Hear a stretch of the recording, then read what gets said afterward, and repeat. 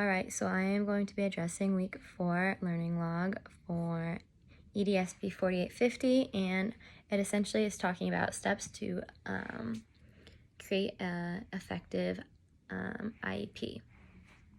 So the present level of academic achievement and functions performance narrative, better known as the PLAAFP statement, is a primary component of an individual education program, so an IEP, and is a basis of development for all other components of the plan. So these statements in this section not only serve as a foundation of the development of the IEP, but they also set the stage for any type of instruction that should be delivered and specific educational services that will be necessary to promote the student's growth.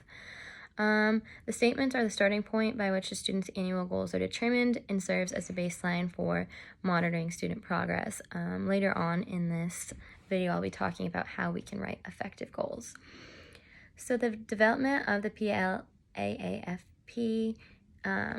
section is special consideration must be given to students of special consideration must be given to those of preschool age, students of transition age, students with disabilities, and students with diagnosed social, emotional, and behavioral disorders.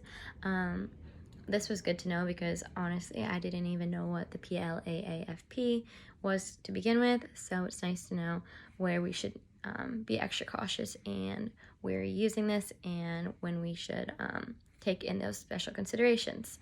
So the PLAAFP must be based on data from multiple sources. This makes sense because, as we know, when you're collecting data for an IEP, you need to have multiple sources and evidence in order so you can prove students deserve services or are in need of services, etc. So some of the multiple sources can be curriculum-based measures, direct observations, student work, parent/family concerns, and information from related service providers.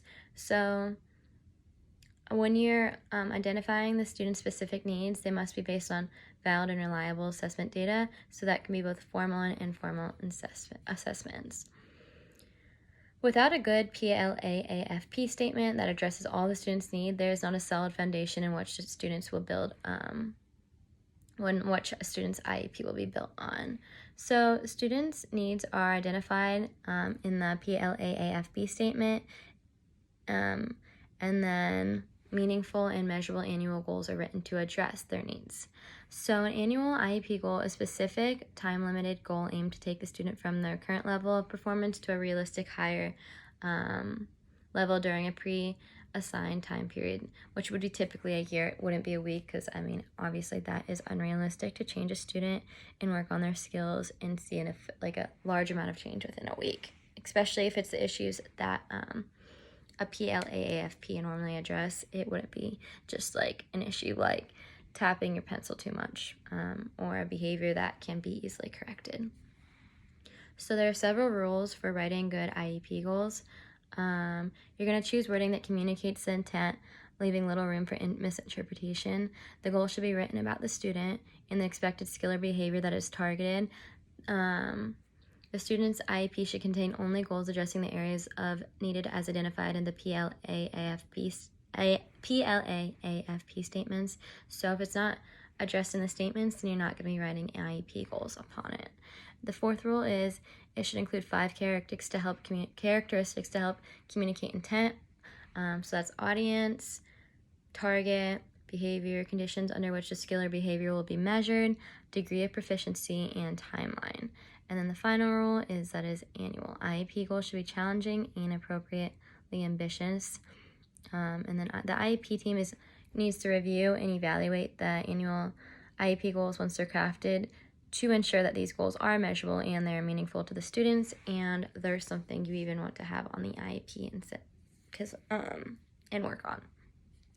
So after the goals are drafted, the IEP team focuses on the supports needed to help students address the goals. So as we can tell at this point in the talk, that building an IEP is definitely a long and step-by-step kind of deal. So after the goals are drafted, the IEP team focuses on the supports needed to help the students address the goals. These supports include special education services, related services, and supplementary services and program modifications that will provide for the student. Teachers need to understand and stay current with academic and behavioral research in order to do so. So then essentially after all our goals are made and the IEP starts to progress, we must be monitoring it based on data regarding a student's progress, allowing the teacher to evaluate the student's success. And so then if we're not seeing success we'd like to see, then we will adapt accordingly.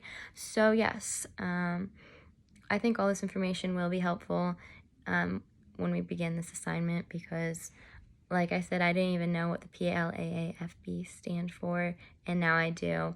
And in the readings, it gave you guidelines and rules to follow, and that's why I feel like all the readings we've been assigned so far are intentional, and I'm trying to save them onto my laptop.